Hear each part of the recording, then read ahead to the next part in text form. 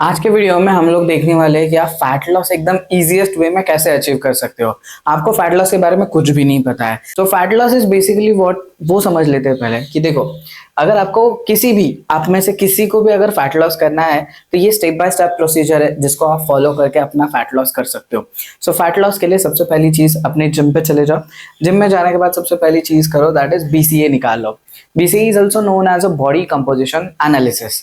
BCA क्या होता है? बेसिकली एक मशीन होता है बीसीए के लिए, आपका बॉडी कंपोजिशन चेकआउट करने के लिए एक मशीन होता है जहां पे आप खड़े रहते हो एंड आपके बॉडी के थ्रू एक छोटा सा करंट पास आउट किया जाता है। करंट वही जाता है जहां पे पानी है, वहां पे नहीं जाएगा जहां पे पानी नहीं है। तो fat is what it is a electric insulator की तरह फैट हमारे बॉडी में काम करता है।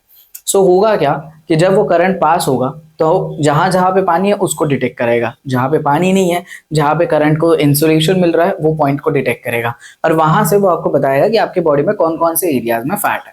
तो जैसे ही आप बीसीए रिपोर्ट करोगे तो आपको आपके बॉडी में कितने अमाउंट ऑफ मसल मास है, कितने अमाउंट ऑफ बोन वेट है, कितने अमाउंट ऑफ फैट वेट है, ये सारी चीजें पता चल जाएगी। जैसे ही बीसीए निकाला उसके अंदर आपको एक और चीज मिलेगी जिसका नाम है बीएमआर। बीएमआर क्या होता है? It is known as a basal metabolic rate. Basal metabolic rate मतलब आपके बॉडी रेस्टिंग पीरियड में या जब आप दिन की एक्टिविटीज कर रहे हो, आपकी नॉर्मल एक्सरसाइजेस को छोड़ के दिन भर की एक्टिविटीज, यहाँ जाना वहां जाना, दोस्त को मिलना, क्लासेस जाना, यहाँ वहां जाना, उस एक्टिविटीज को करने के लिए बॉडी कितनी कैलोरीज का सहारा ले रही है या कितनी कैलोरीज बर्न कर रही है, दैट इज बीएमआर। तो जैसे ही आप स्टेप नंबर 2 क्या होता है, आप बीसीए निकाल लोगे। तो बीसीए निकालने के बाद आपको अपना बीएमआर ढूंढना है। तो समझ लो आपको बीएमआर आपका मिल गया एक 1500 कैलोरीज के आसपास आपको बीएमआर मिल गया। आपके बीसीए शीट रहेगा उसके अंदर ही आपको बीएमआर मिल जाएगा। या आप ट्रेनर को भी पूछ सकते हो कि भैया मेरा बीएमआर बता दो इस शीट को देख के। सो वो बता देंगे, जो रिपोर्ट आएगा उसको देख के वो ट्रेनर्स आपको आपका बीएमआर बता देंगे। उसके बाद आपको करना क्या है, देखो जैसे ही बीएमआर निकल के आ जाएगा, सो बीएमआर निकालने के बाद हमको हमारा मेंटेनेंस कैलोरीज निकालना है। मेंटेनेंस कैलोरीज मतलब क्या होता है कि आपकी बॉडी जब आप कोई भी एक्सरसाइजेस कर रहे हो और आपके डे टू डे कामकाज कर रहे हो, उन सबको मिला के आपका बॉडी जिस फिजिकल स्टेट पे आप हो उस फिजिकल स्टेट को मेंटेन करने के लिए कितनी कैलोरीज खर्च कर रहा है। जैसे मेरा बीएमआर आया 1500 कैलोरीज का, सो जिस हिसाब से मैं एक्टिविटीज करूंगा, एक्सरसाइजेस करूंगा, उस हिसाब से मेरा मेंटेनेंस कैलोरीज निकलेगा। तो मेंटेनेंस कैलोरीज के लिए क्या करना है, ये मैंने एक चार्ट दिया हुआ है यहाँ पे। अगर आप कोई भी एक्टिविटीज नहीं करते हो तो आपका बीएमआर को आप 1.1 से मल्टीप्लाई करोगे। अगर आप कोई एक्टिविटीज करते हो तो बीएमआर को 1.2 से मल्टीप्लाई करोगे। 1 से 2 दिन का कार्डियो अगर आप हफ्ते में कर ले रहे हो तो, अगर आप 3 से 4 दिन का कार्डियो करते हो तो दैट इज बीएमआर इंटू 1.3। अगर आप वेट ट्रेनिंग करते हो 3 से 5 दिन का तो बीएमआर इंटू 1.5। और अगर आप वेट ट्रेनिंग करते हो 5 से 6 दिन का तो बीएमआर इंटू 1.7। इस तरीके से आपको अपना मेंटेनेंस कैलोरीज मिल जाएगा। So this is the exact formula जो आप अपना मेंटेनेंस कैलोरीज निकालने के लिए यूज कर सकते हो। अभी करना क्या है, अभी आखिरी स्टेप पे आते हैं जहां पे एक्चुअल फैट लॉस होता है। सो पहले ये चीज समझते हैं कि 1 kg ऑफ फैट में आपको आराम से मिल जाएगी 7700 किलो कैलोरीज। मतलब क्या है कि अगर आपको 1 kg का फैट लूज करना है तो आपको 7700 कैलोरीज को ड्रॉप करना पड़ेगा अपने बॉडी में से, तब जाके आपका 1 kg का फैट जो है वो लॉस होगा। अभी 7700 कैलोरीज को हम लोग डिवाइड कर लेंगे दिन भर में। एक दिन में आप 1000 कैलोरी का डेफिसिट पकड़ के चलो, मतलब 1000 कैलोरीज का डेफिसिट करना है। अभी 1000 कैलोरीज का डेफिसिट अगर मैं आपको सिर्फ डाइट से करने के लिए बोलूंगा तो प्रॉब्लम हो जाएगा। बिकॉज अगर आप 2000 कैलोरीज का डाइट ले रहे हो, सीधा मैं अगर आपको 1000 कैलोरीज के डाइट पे लेके जाऊंगा तो आपका मेटाबॉलिज्म क्रैश हो जाएगा।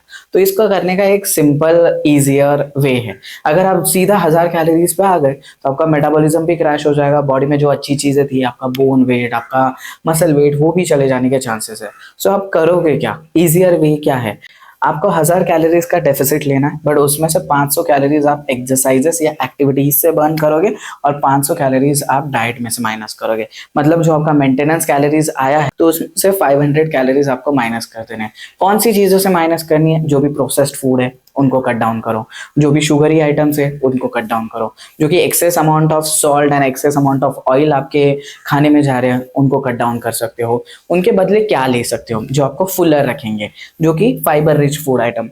फाइबर रिच फूड आइटम्स में आपके सीड्स आते हैं, जो भी pumpkin seed, chia seed, flax seed, this kind of seeds come into the fibres. Then आपके वेजिटेबल्स आ जाते हैं, जो आपके ग्रीन लेफी वेजिटेबल्स है, और जैसे कि कुकुम्बर हो गया और आपके बाकी स्पिनच हो गए, तो these are fibre rich food items. और आपके फ्रूट्स आ जाते हैं, जिसमें पोमोग्रेनेट आ गया, वाटरमेलन आ गया, आपका ऑरेंज आ गया, दीज आर द फ्रूट्स जिसमें आपको गुआवा आ गया, पपाया आ गया, जिसमें आपको फाइबर कंटेंट ज्यादा मिल जाएगा। फाइबर से होगा क्या, आपके बॉडी में जब ये फूड आइटम्स जाएंगे तो ये ऑलरेडी वेरी फ्यू कैलोरीज के साथ आते हैं। कम कैलोरीज और ज्यादा वॉल्यूम के साथ आप उनको खा पाओगे, मतलब आपका पेट भी खाली नहीं रहेगा। अदरवाइज क्या हो गया, मैंने आपको कट डाउन करने के लिए बोल दिया, आपने कट डाउन तो किया, बट आप हंग्री हो जा रहे हो, या आपको बहुत ज्यादा अमाउंट ऑफ भूख लग रही है, आप बहुत क्रेविंग्स आपको आ रही है। So better option is that कि आप कोई भी लो कैलोरी फूड आइटम को चूज करो और उसको आप अपने स्नैकिंग ऑप्शन में, या जब भी आपको भूख लग रही है तब यूज करो।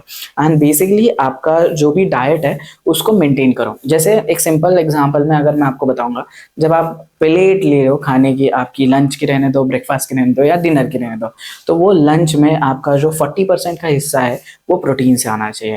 And that can be lean protein, जो आपका एग्स, फिश, चिकन, मटन, उसके बाद आपका soybean, paneer, tofu, tempeh, these are the protein sources जो आप यूज कर सकते हो, जो कि लीन प्रोटीन सोर्सेस है, जहाँ पे आपको प्रोटीन अच्छे खासे अमाउंट में मिल जाएंगे। 60% में आप अपना 40% के आसपास का कार्बोहाइड्रेट रखो एंड 20% आसपास का फैट रखो। तो कार्बोहाइड्रेट के लिए आप रोटी, अगर आप भाकरी ले सकते हो, मतलब बाजरे का, दादर का या नागली का अगर भाकरी ले सकते हो, so that is again the best option.